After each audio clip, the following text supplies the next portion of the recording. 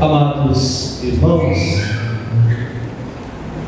hoje com essa celebração nós entramos no grande mistério da paixão de nosso Senhor Jesus Cristo.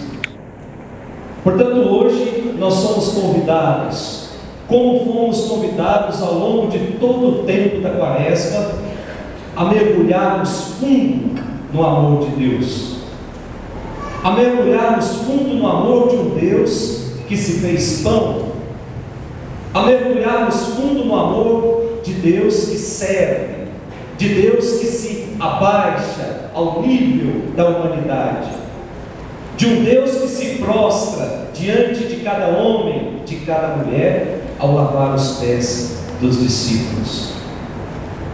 Portanto, caríssimos irmãos, aquele gesto de Jesus ao abaixar-se para lavar os pés dos discípulos quer nos dizer que a Eucaristia começa no chão, a Eucaristia começa nos pés, quando nós lavamos os pés uns dos outros. Isso é amor, isso é amor concreto, isso é amor atitude, isso é amor decisão, isso é amor que é capaz de romper com o nosso orgulho, que é capaz de romper muitas vezes com o nosso egoísmo. Jesus não estava brincando quando disse aos discípulos que era preciso amar uns aos outros. Se nós quisermos fazer parte dessa comunidade do reino, nós precisamos necessariamente aprender a amar uns aos outros. A primeira leitura que nós ouvimos hoje, livro do Êxodo, capítulo 12, narra exatamente a celebração da ceia pascal judaica, recordando a sua passagem do Egito para a terra prometida. A Páscoa antiga que celebrava, para nós, povo de Deus, Jesus, ele é o verdadeiro Cordeiro pascal, que na sua paixão realiza a verdadeira e definitiva libertação do povo de Deus. Depois a nossa segunda leitura, que nós ouvimos, primeira carta à comunidade de Corinto, narra exatamente a instituição da Eucaristia, justamente para nos dizer que na Eucaristia sempre nós encontraremos o Cristo feito pão. Essa narrativa que nós ouvimos na segunda leitura é a mais antiga narrativa da instituição da Eucaristia que se tem notícia. Mas hoje os nossos olhos e o nosso coração precisam se voltar para o Evangelho de hoje. A cena do Evangelho que nós ouvimos é uma cena comovente, que revela a mais grandiosa expressão de humildade, o mais forte exemplo deixado de humildade, que foi o ato de amor e de servir incondicionalmente os outros. Vejamos só as atitudes de Jesus nesse Evangelho de hoje. Diz o Evangelho que Jesus levantou-se, que Jesus tirou o manto, que Jesus pegou uma toalha, que Jesus derramou água numa bacia, que Jesus lavou os pés, que Jesus enxugou os pés com aquela toalha. Gente, olhem só a clareza da missão de Jesus. Ao levantar-se, Jesus está dizendo que ninguém serve em estado de imobilidade, por isso ele se levanta, por isso ele se coloca de pé. Depois ele se despe de toda superioridade, tira o seu manto. Isso significa que ele estava se despindo da grandiosidade do seu ministério. Tira o seu manto. Sendo rei, ele não faz do cetro nem da coroa algo para se ter poder, algo para conquistar. Depois diz o Evangelho que ele pega uma toalha uma bacia, um jarro com água, e com isso provou que o seu reinado definitivamente não era desse mundo, mas era do Pai, portanto era divino. Ao derramar água naquela bacia, já havia a intenção de Jesus no profundo sentido de limpeza, de purificar, de libertar de toda sujeira interior e de toda sujeira exterior. E por fim, diz o Evangelho, que Jesus enxuga os pés dos discípulos, incluindo do próprio traidor. Aí está a grande lição de amor, gente. Aí está a grande lição de serviço, a grande lição de entrega.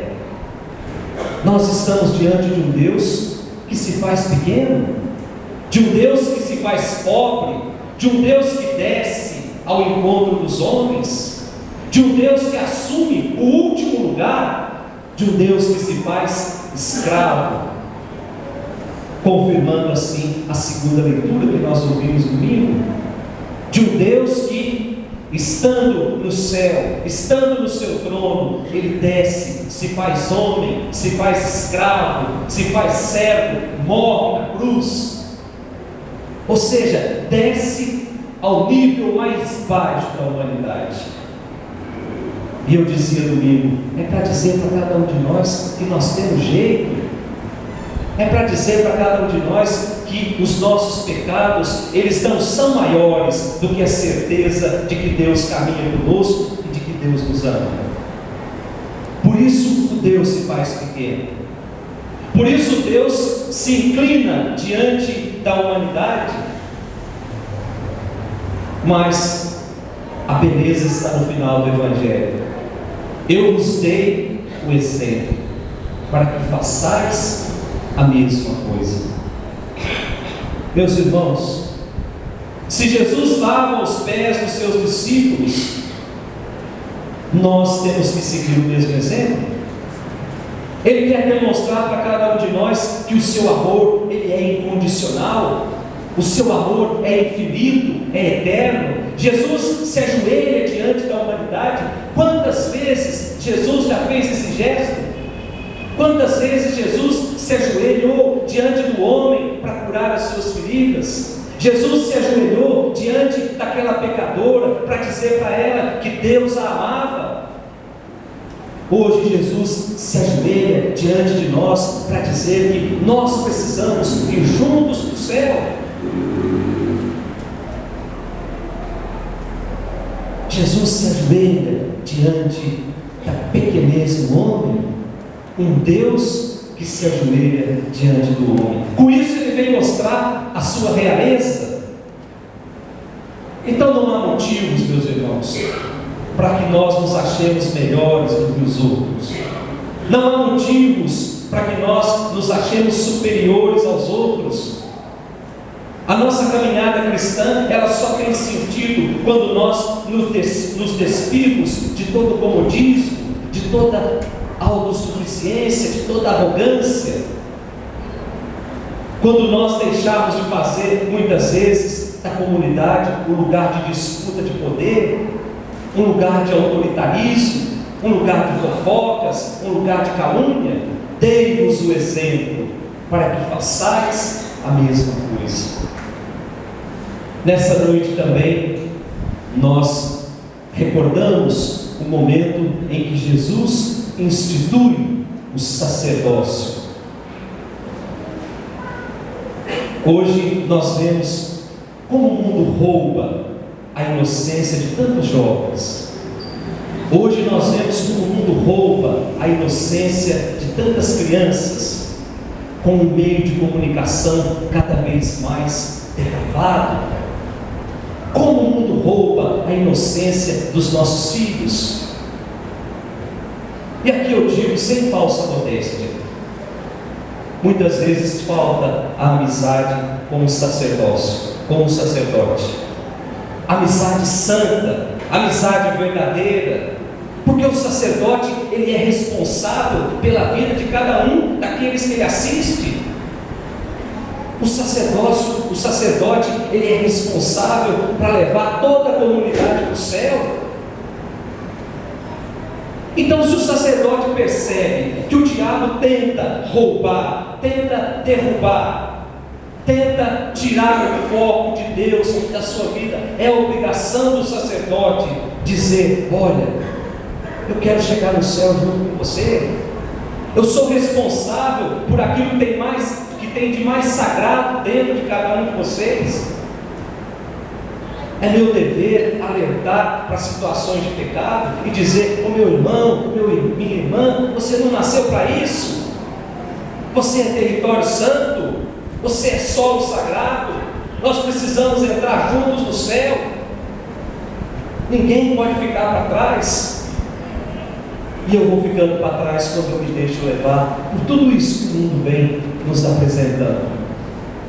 Quando eu compactuo com coisas que vão contra aquilo que Deus pede que defendamos, quando eu compactuo com leis de aborto, quando eu compactuo com ideologia de gênero, eu vou deixando para trás, eu vou perdendo, eu vou me distanciando do céu, porque eu resolvi andar com as minhas próprias pernas. Eu não permito mais que Deus me conduza.